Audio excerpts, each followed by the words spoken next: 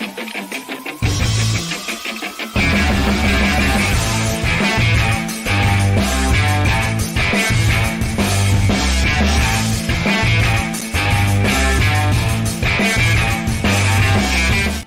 is up, grinders? Welcome to an early edition of the MMA Crunch Time before lock here.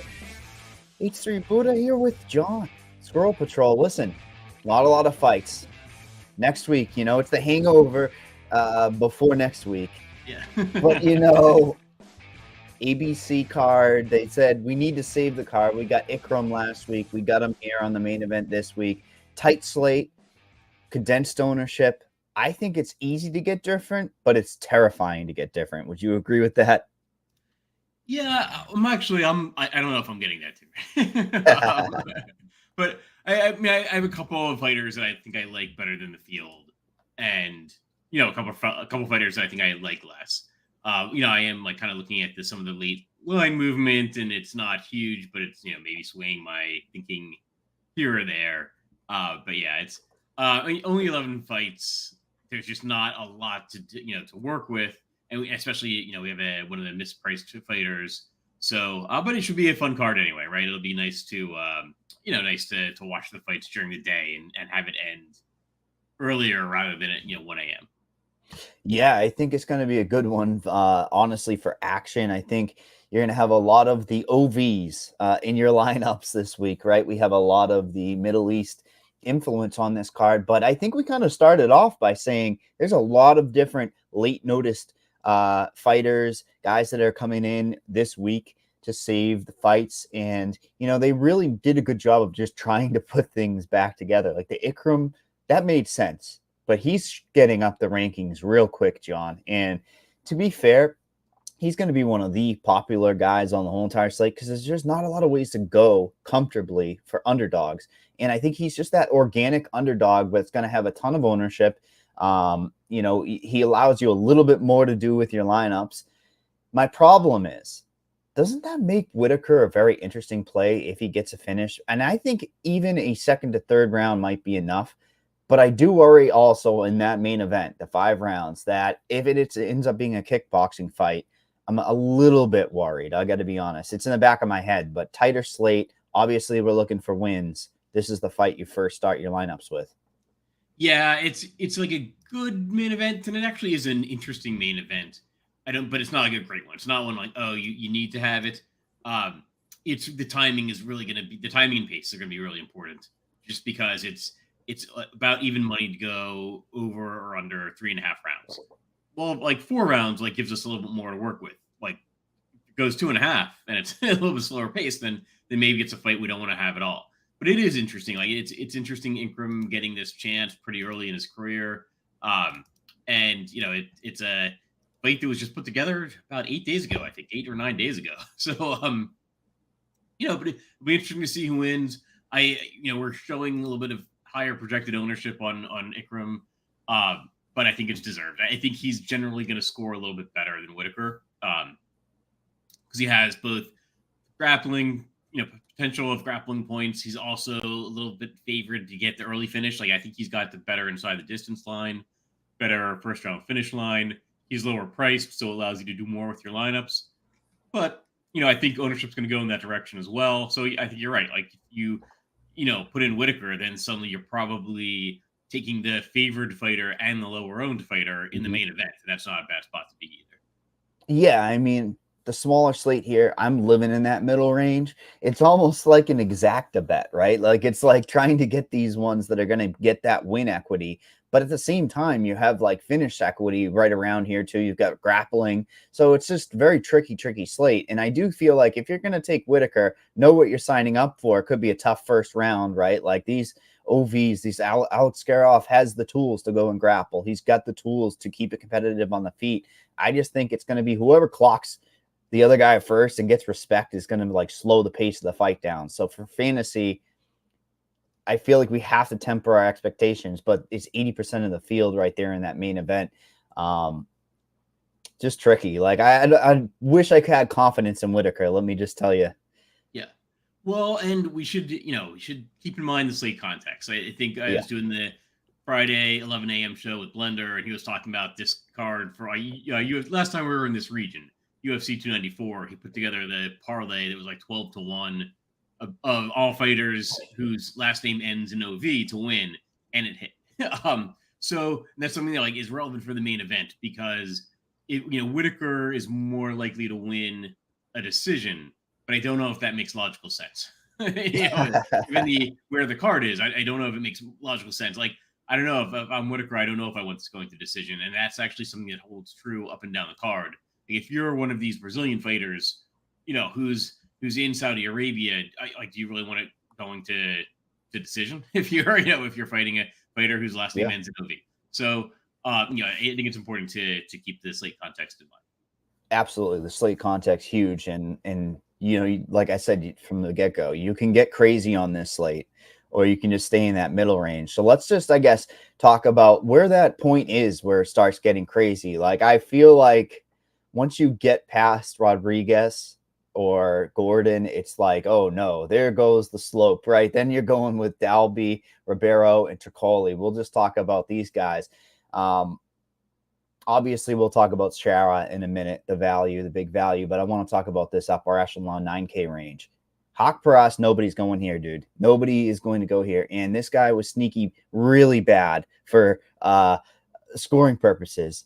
And now, so when I say sneaky, I meant sneaky scoring ability. He's got volume. This guy's like actually got volume over his fights, and he's going to have severe low ownership. But if he's going to get 150 significant strikes plus, would you have interest if you blindly knew he was going to get some volume? Because, I mean, Gordon's been hurt in fights before. My problem is these are two guys that just stall fights out. I mean, I really would be going here and holding my breath because there's just two stronger plays above them, man. Renat Fakhretdinov is a monster for fantasy. Rinse, repeat takedowns, control, pitter patter, you name it. He's got everything. And then the biggest favorite on the slate early on in this week was going to have lower ownership, like than what it's showing now at 50%. And this is a guy who isn't the A plus prospect, right? Gagiev, he's kind of like he got into the contender series. He kind of gassed out in the third round. He still got there from a fantasy standpoint, you would say, for the takedowns and whatnot, but there's concerns on that front. Actually, to be fair, Fakhretdinov gassed out as well in the third round, that last fight. How are you handling the 9K range? Because like I say, we have that value at 8,800. Everyone's going to first click. I feel like that ownership on the highest price guy, Gagiev, is actually going to be lower. Would I be right with that? I think so. Yeah, I think people are starting to pick up on the idea, especially everybody's got like sim results out there that like the highest priced fighter can get priced off the winning lineup pretty easily. And because if you take the highest priced fighter, then you're not taking the lowest priced fighter, but then you're kind of locked in to two of the other really low priced fighters, and like the chances that those two other low priced fighters both win their fights starts to dwindle. And along with the idea that you're getting wins everywhere else in your lineup. So it's difficult to take the highest priced fighter and get a lineup that's got a good chance of getting 6 wins. So it just in the 9K range in general, I guess we've got like 3 fighters. I like the idea of being over the field on Renat, like Fakhretdinov. Yep. Just because, like you said, like he's a fantasy monster. And people might not realize that. Like people might just go to the guys that have the really strong inside the distance lines, like Magomed and and Pavlovich and Shara. And they might, I won't really want those guys because we've got super strong inside the distance lines, and then they don't have the price, don't have the money for Renat. I'd rather start my lineup with Renat, and then see who else I can fit in. And so, just generally speaking, I guess like maybe talking more broadly of the 8,700 and above region, like I'm prioritizing Renat. I like Shara for the win equity. That's not something I like to like fade. It blows up sometimes, like we've seen with like James Yontop. Like it doesn't mean he's guaranteed to get a win, but it means he's more likely than his price. And I think that's meaningful. That is its own like animal that I was gonna get to. That Shara, that's the glaring place people are gonna go. But let me just talk about the Dalby side of things. His fights tend to be close, and it's terrifying because last time out we saw Fakhretdinov, fall off a cliff in that third round, almost lost the fight, almost got finished. And the problem is Dalby can't stop a takedown. Dude, he's been taken down the last 3 fights. We had 3 takedowns, 2, 1, 4 takedowns. And Claudio Silva in that 4 takedowns is not a takedown artist. He's just a jiu-jitsu guy. So there's going to be rinse repeat there. I think that fight is super important. Like you said, I love Renat as well. I somewhat had to tag Gadzhiev because I feel like he still has more tools to win the fight than Ribeiro, but he's a glass cannon, right? Does Ribeiro somewhat fit that Terrence McKinney mold, would you say? I mean, it seems like first round, he's going to have a great score if he gets a finish, if he's able to do what he wants. But I feel like second, third round, he could just gas out and give up so many points. Ribeiro fight, super important, I think. Yeah, absolutely. I mean, I think it's the key fight. It's the, it's the fight that, I've heard the most people talk about, like Ribeiro, pulling an upset. And he's got outstanding first round win odds for his price. It's about 15% implied probability. Like that was one of the first things that stuck out to me when I looked at our projected ownership. I think we originally had him at about 4% projected ownership, and I think we've doubled that to 9. It still might not be high enough because he should be rostered at least at a rate where the implied probability of first round finish. You could argue that at 6,900 he's going to probably get there in any kind of win. But sometimes not. Sometimes if you somehow got a lower priced or a lower scoring win and 2 other underdogs beat him, then maybe he doesn't maybe you don't need his score. I just think that's unlikely. The chances that he gets a second or third round win just aren't that high. And I like this kind of fight where both fighters are kind of just aiming to get a first round win. Because when one fighter's aiming to get a first round win and maybe the other fighter's not, then there's a strategy to extend the fight on one of the fighters' parts. This one, they're both just going to go at it. So, I think this is a great fight to target.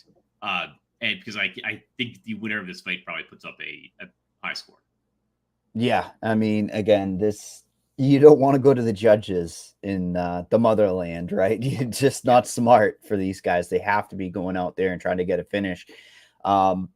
Yeah, I mean, do you want to talk about the sad range, the Haqparast and Gastelum, or do you want to go to Strauer? Because this is like 2 fighters that, first of all, they look alike. They literally look alike. Their money lines are identical. Haqparast and Gastelum, man, they're just stuck here at nobody wants to play them. They don't score. I mean, Gastelum probably has more tools to score. Haqparast would be volume-based. Then you talk about the opposite side. Gordon fights usually get stalled out against the cage. I think that Haqparast and Gordon fight, obvious reasons, it's one that I don't want to go to. But at least with Rodriguez, there's volume coming back from Rodriguez. Gastelum, the guy's just not taking fights serious. John, he's not. Yeah, and he's the line has really moved in the direction of Daniel Rodriguez. Gastelum showed up. Well, the story is Daniel Rodriguez got a call earlier in this week because the fight was supposed to be at 170 pounds and said, "Hey, Kelvin Gastelum's not going to make weight," and Rodriguez said, "Sure, we'll make it 180 pound catch weight. That's fine." And they were like, "He's not going to make 180." And Rodriguez is he was supposed to make 170. He can't even make 180 pounds, and he didn't. He came in at 185 pounds, I think, 184 pounds.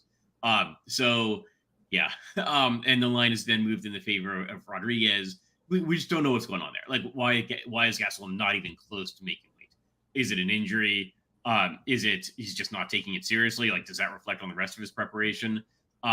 Obviously, it's not impossible that he wins, but he also, at 8,900, I don't know that I'm much more interested in Daniel Rodriguez just because Rodriguez is cheaper. And Gastelum's last win, 66 points, and didn't look particularly great. And he's got another 63 point win on his UFC resume. So even if Gastelum kind of fools us and does win, even though he's the favorite, I don't know that I'm interested in his score at 8,900. He's represented in my 150 sets at a rate that whatever is for about 18% first round win odds. But that doesn't even make me feel comfortable just because the line's moving so heavily in the direction of Daniel Rodriguez, justifiably. Gastelum once got 6 takedowns in a fight. What do you think his fantasy score was? 75. Yeah, 95, which isn't going Okay. to get you to the promised land on this particular slate. But Yeah. it's funny because like we both tagged both opposition, Rodriguez and Gordon. I think these are your 2 win equity guys on the slate. It makes a lot of sense. Even scoring ability, right? Like Rodriguez should have enough volume. I feel like you said it earlier. There's a certain amount of any type of a win is going to be good on this slate. Like I would be surprised if Gordon's doesn't, score 10x just because of his control type game, what he does. You know what I mean? He's got hidden scoring ability that people don't usually look into, which is, remember the Paddy Pimblett? He just held him against the cage. That's control time. And then the little hits against his thigh, those work. But Rodriguez, for pure win equity, I like him a little bit more. But Gordon has more tools, right? Like those are your 2 win equity guys. And then that middle range is its own animal. Would you agree? Like you probably mixing and matching Rodriguez and Gordon into lineups.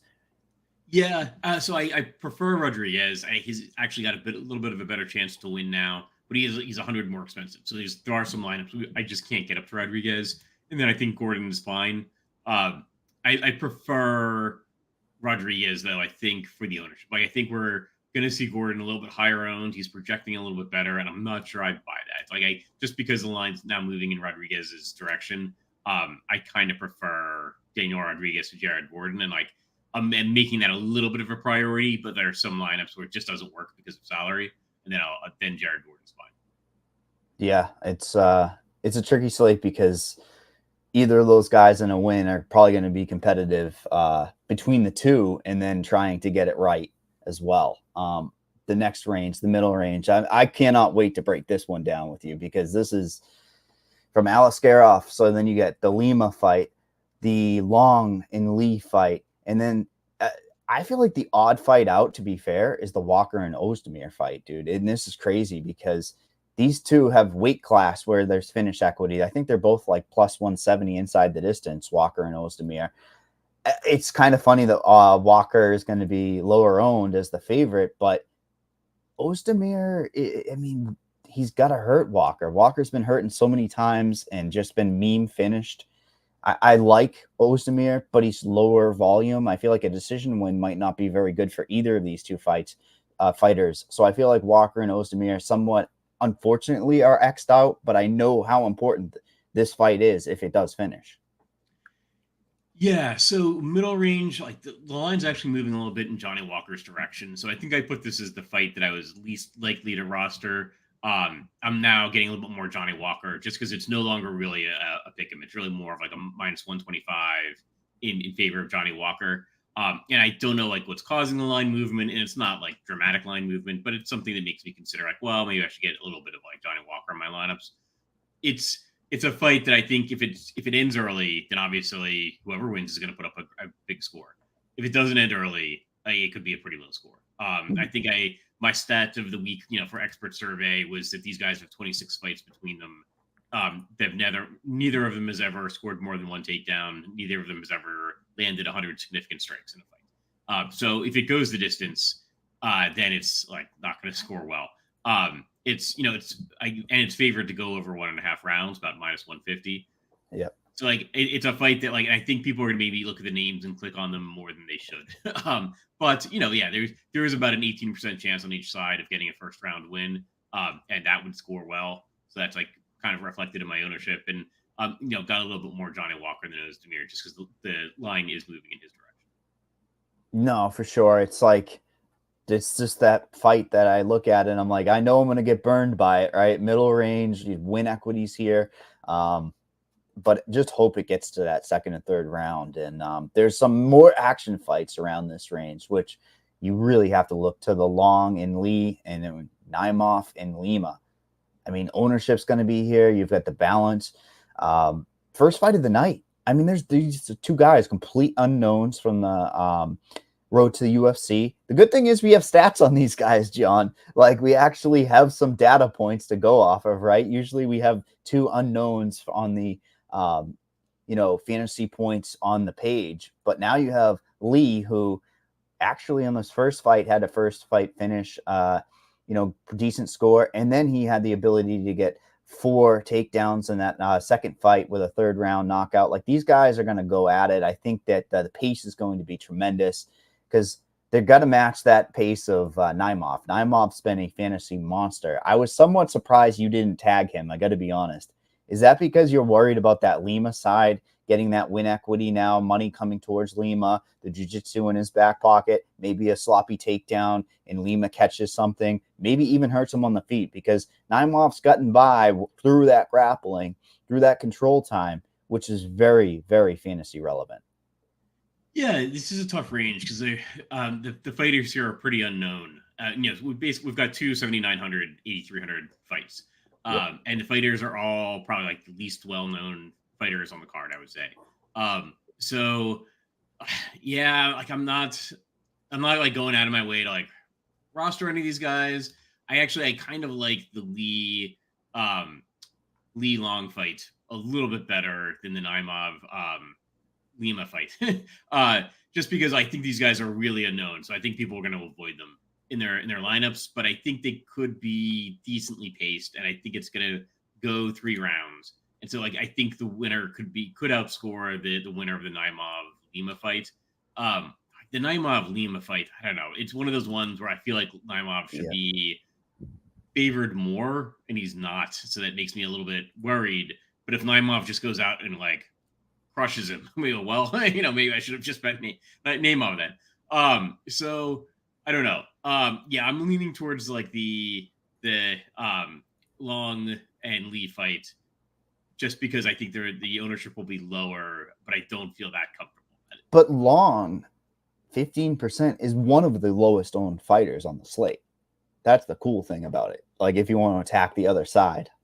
Yeah, and so actually I think like Long's kind of an interesting fighter because the lines actually moved in his direction. It was a pick'em, and then Lee was actually favored. Like, as of yesterday afternoon, Lee was favored a little bit, like -120. Now it's flipped, and Long is favored about -120. Just the people that know these fights that have like watched the road to the UFC, like actually think that Long is the far superior side.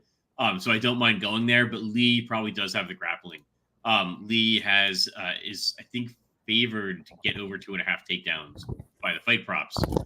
So I've actually bet the other side of that just because people seem to like Long.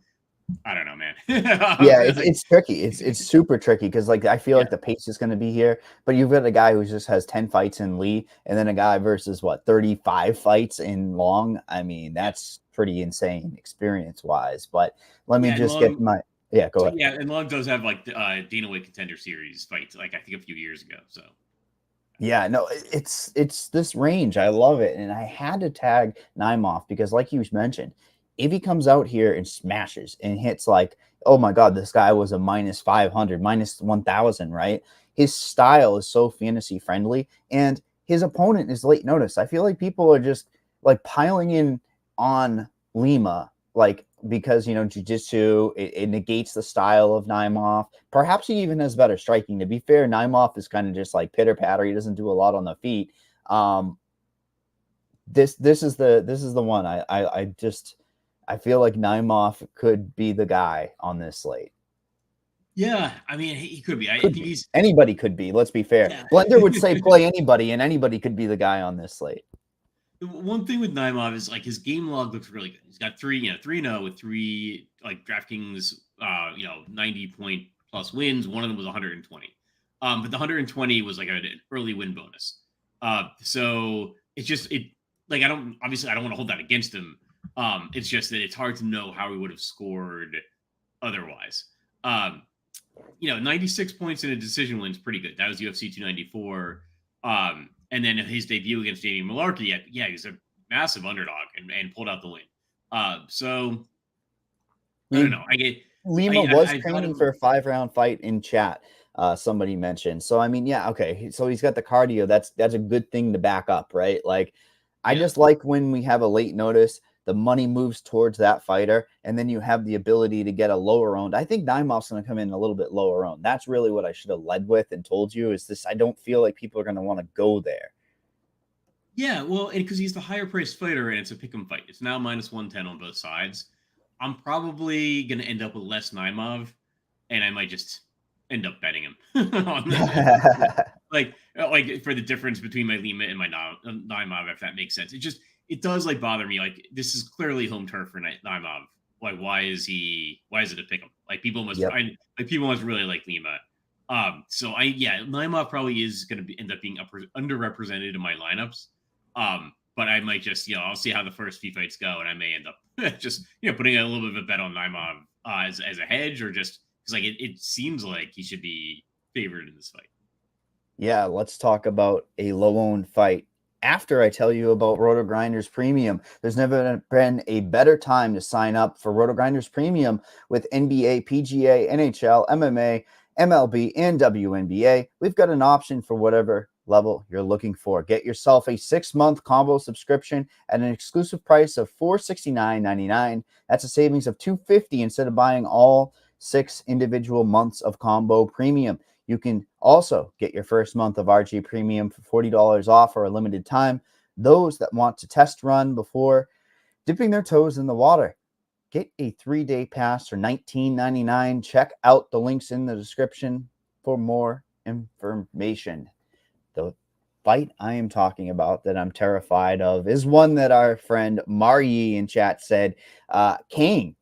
Dude, a Kane fight is going overlooked. Mion Gafarov is just not fantasy friendly. He's not a guy that's going to go in there and get you a bunch of points. But like now he's over in his region. He fits the OV mold, right? I believe is King late notice. There's been so many changes. I feel like it looks like this fight was always on the docket, but perhaps a bounce back spot from Muin, and he just doesn't do enough. Maybe there's some finish equity. But I mean, what about King, man? He's got a few other tools to win the fight. He usually scores pretty damn well. I mean, he can chip into every category for scoring purposes. Sometimes he just has that kickboxing that doesn't score well, but he's like a GPP type of play. Yeah. So the thing that like worries me about this fight, and with Kang in particular, is it's minus 180 to go over 2.5 rounds. Like this is probably going to go to decision, and yet, like you said, Gafarov's on his home turf. So that's making me go with Gafarov a little bit more. Like more, if this fight was somewhere else, if this was in the Apex, like I'd probably end up with a load of Kang. I'm not because it's not in the Apex. It's in Saudi Arabia. I think Naimov's gonna, and it's probably gonna go to decision. So if it's like a close decision, you have to think Naimov's maybe gonna get a little bit of an edge here. That's like showing in the fight line. So I'm probably going with Gafarov. Like more Gafarov than Kang. I will say that Kang fits in a pretty convenient range because there's no $7,600 fighter.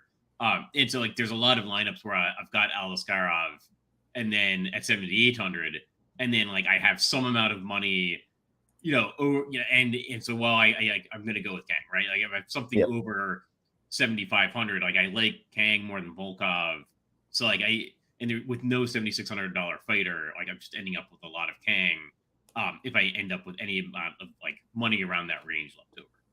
Is this like the hidden fight then? Like for ownership wise, it's got to be, right? Gafarov is also low around his range. I mean, outside of long is super low owned expected, but I think that ownership's going to go up because of the money line. And I don't think people that look at the game logs are going to be like, oh, King's the guy, right? Like I want to take my flag and avoid Aliskerov and just take King. But obviously there's another fight that everybody wants a piece of. Pavlovich. Everybody wants themselves some Sergey. He is going to be top 3 owned, if not number 2. And we're going to buy into this guy that is so like that first round equity is what you're buying into. And then it's like, what are we going to get? Like the range of outcomes just falls off a cliff when he doesn't get that first round equity. I actually think it starts swinging towards Volkov after the first round, to be fair. And it's interesting from a scoring standpoint because you're getting a Volkov at 10%. That just doesn't match the numbers of how the fight dynamic would be. Yeah, I'm a little bit under the field on this fight. And it's like in contrast to Vegas odds, which I never like to go against. But there is like a narrative, and I think Liam brought this up on the ground and pound, and I think he brought it up in his own like YouTube stuff. that is pretty interesting that these guys are actually like somewhat friends. Like they, they've trained together before, and it's just a fight where maybe because like these guys could both like kill somebody. So, Mhm. they're like massive athletic heavyweights. So like maybe this is one where because like looking at their previous fights, you would expect like maybe a Pavlovich really early win, like massive knockout. But maybe this isn't that kind of fight where he's like really swinging for the fences. And maybe it's more like they're going to grapple a little bit, kind of kickbox, and it could be much lower scoring than expected. Like Pavlovich has a monster game log if you look at it, but it's a monster game log because he's getting a bunch of first round wins. What Yep. does his scoring look like if he's not getting a first round win? I think that's something that like projections and also like game log watchers are not gonna consider. Like, well, what if Pavlovich doesn't get the first round win, and he's probably not going to get the first round win? Like, what does his scoring look like? Then this could be like the Pavlovich second or third round win, like just leaves both fighters with a pretty low score most likely. So yeah, I'm generally under the field, I think, on Pavlovich, and that makes me a little bit uncomfortable. But It's terrifying yeah, because you have they the could win. best value you've been dealt in a long time in Shara Magomedov. Funny, it ends up being the last person basically we talk about, but 8,800. This is just a slippery slope, man, because he just doesn't. I don't look at this as like a supreme A plus plus plus plus prospect, but he has the ability to be right. Like we know his kickboxing, the finish equities here, the money line equity. But I feel like the smaller the field, people are just going to automatically first click him. And I was telling TJ, he was on his back that first fight and still scored a crap ton of fantasy points. I mean, he scored 97 points and he's on his back just doing these elbows and this little like, I mean, he was hurting Bruno, but 222 strikes, half of them being significant. Obviously he's got a late notice in Tricoli, right? But like, what does Tricoli have to do here to, first of all, just stall out that fight? And second of all, 4% Tricoli? No, I'm not saying it. There's no upset brewing, but like we saw the hole in the game. He can get taken down. He still has that deficiency. There's more paths, I feel like, that they could stall out for scoring over the first round, and Strara doesn't get 105 points. He gets 90, and then you're like, okay, well, I'm happy for it in small field and cash games, but I'd rather have Fakhretdinov for that 130 over 3 rounds. Yeah. So I don't like going against like win equity. Oh, wow, we've got Shar at 61% owned. That's what I'm saying. It's nuts. Yeah. It's crazy. I don't know if he's gonna hit 61%. I think Tricoli will be higher owned, and like I'm gonna have like I think we have Tricoli at 4%. I'm gonna be like multiple times that, but still like just slightly over, double digits. Because like I do like if you think about it, this fight is lower priced than it should be combined, right? Like because they stuck Tricoli in there at 6,700 and didn't change, can't change the price on Shara. I don't think an upset is impossible here, right? Like you said, like Shara, was taken down his first fight. He's a scary looking dude, but maybe like the narrative is starting to play into those odds a little bit. It wouldn't be crazy if Tricoli won this fight. It's about a 1 in 5 chance, and that seems about right. So yeah, I'm gonna have some Tricoli, but I'm gonna have obviously a lot more Shara. But like that 61% is really interesting to see. Like, talk to me about that the builds when you're taking a Ribeiro or a Tricoli. How do those builds look just to try to inherently be different? Would you, I mean, dare I say, fade the main event, or like how do you start building? Just out of curiosity, because I feel like once you take one of these guys, then they take a main event piece, then you have a lot more salary on the table, and you need that to be unique on this slate. Yeah, I like the idea of like targeting the mid range a little bit, right? Like if you go with Tricoli, then like I like the idea of taking one of the Asian fighters like from the road to UFC. We kind of mentioned like you think Long's gonna have pretty low ownership, or no, sorry, a little bit. The line's moving in his favor, so we might see more ownership. Like I don't know if that's true. Like I don't know. I think people are going more off projections even than like Vegas odds. Wow. and then like people aren't going to notice that like the projections maybe were set yesterday, and when Lee was the favorite fighter, and now Long's the favorite fighter, and I think my guess is people are just plugging in projections, we're not even looking to see that the line is flipped a little bit. And it's obviously it's still tight in either direction, right? So we're talking about a flip from like 48 to 52 and vice versa. But I'd rather be like have much higher ownership on Long, and just say people probably aren't going to make the adjustment. So like he's a fighter that you maybe like target to get a little bit different once you put Tricoli into your lineups, because I think once you put in Tricoli, a lot of people are just going to be plugging in the other like 9K, like the 9K fighters, because now they have the salary. So and then like never hurts maybe leave a couple hundred on the table. Yeah, absolutely. On this slate, you can kind of start leaving money on the table and at least know you are living in that middle range where all that win equity is. It just gets scary.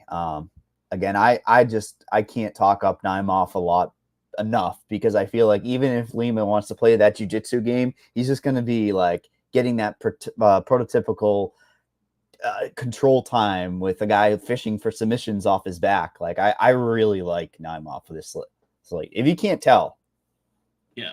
Interesting. All right. He's one of my lower owned fighters, but I should maybe go take another look at that. Just saying. But I've been attacking the DK pick 6 like we talked about last week. That Firefox extension, in case you missed it, Roto Grinders subscribers can use now RGDK Pick 6 browser extension on Firefox to have our premium props and pick'em projections overlaid on screen, so you can quickly and easily find the lines with the best value and make expert picks all in one place. Download it for Firefox today. Now, if you're TJ and you want to actually play one lineup, how do you be different? Like do you even play today, TJ? That's the real question. And like I say, it's going to be tricky to build a unique lineup. Who's playing one lineup? One lineup, yeah. I got 40. This is the slate to do it. Why not? I hand built 40 lineups. While we were I hand built 3 before the show started, and I've hand built 37 others. I hand built 3 before it started. I've hand built 37 others since the show began. Now, were you careful about getting Pavlovich in your lineups? Because like we said, it falls off that cliff after that first round, because that's a lot of ownership. 50% in the field going to be killed off if it goes to a second or third round. Yeah, I was very cautious as to how I was building them. So I have a lot of Pavlovich Megomedov lineups, but those are typically the ones that have, is it Ribeiro or Ribeiro? Ribeiro. I have a lot of those would be the ones with Ribeiro or Dalby or Trocoli in it. So I'm playing the cheap or Gordon. I was going to say the Gordon and Rodriguez feels like those are the ones that you can interchangeably start building with.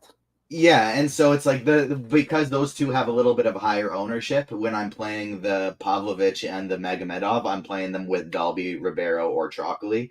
Mm-hmm. And then when I'm playing a lot of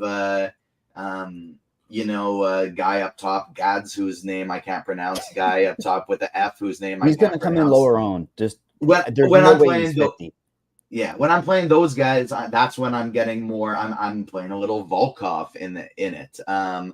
And so, sorry, I'm not playing Trocoli and Megomedov in the same lineup, but I think I might have accidentally said that before. I'm not doing that, but I'm playing the low-owned cheapies with my high-owned expensive ones, and then I have a lot of just mid-tier lineups with one of Zedmir or Walker, one of Naimov or Lina, one of Lee or Long. That's the range I'm trying to get to the most of. I have one lineup with both from the main event, and then I think I probably have like 8 or 9 with neither. Absolutely. John, final takeaway. We'll get you out of here. We can build our lineups with 20 minutes left. Yeah. I think, I'm just starting my lineup with Renat, and because I think he's going to be the lower owned of the really popular fighters. And I think he can put up like a pretty high score. But it even outscores the guys that, like, if they get that first round win. And then, don't be afraid of like the fighters in the mid range, like the $8,300, $7,900 fighters. I think you're going to land on at least one of those guys. Going to land on the winning lineup. and so it's a tough call to figure out who. It's volatile, very volatile. Yeah, and like you're talking me into some more Naimov. I like maybe targeting the road to UFC fighters. Like I think the road to the UFC thing like makes a lot of some sense for them to come out and try to really put up a high volume show. And like maybe both of them get a UFC contract kind of thing. So yeah, I don't know. Yeah, don't be afraid of the mid range. Renat's my I think favorite fighter on the card. It's the slate where you have the nuts headed into the main event, and the main event goes the opposite way of what you need, whether it be everybody's on Aliskerov and then Whittaker knocks them out in the first, second round, and you're like, what the hell? But that's what happens in the streets. But we have UFC 303 next week, Pereira versus Prohaska. Gonna be, not the Conor McGregor type of levels we needed for prize pools, but they will be elevated for that big card. 13 fights. Okay. We're happy with that as well. Just only one 5-round fight. So disappointing, but we will have all that content on Roto Grinders for you next week. We appreciate everybody tuning in. For John, TJ, and myself, we're out of here.